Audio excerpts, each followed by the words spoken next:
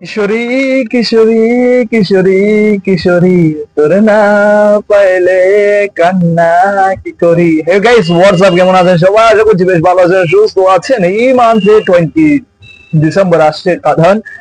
অনেকদিন পর অ্যাকশন অবতারে বৃষ্টি আমাদের সুপারস্টার দেবদাস, আমাদের রয়েছে জিতু সেনগুপ্ত এবং আরো অনেকে। এই মুভি একটি গান, রোমান্টিক গান কিশোরী রিলিজ করেছে। কি শ্রুতি মধুর, কি লোকেশন, কি ভিজুয়ালাইজেশন, এবং কি দারুণ কেমিস্ট্রি ইদিকা পাল এবং দেবদার সাথে দারুণ মানিয়েছে, দারুণ জুটি আসছে এই মুভিটির। এই গানটি আমার মন ছুঁয়ে গিয়েছে বলে আমি মনে করছি।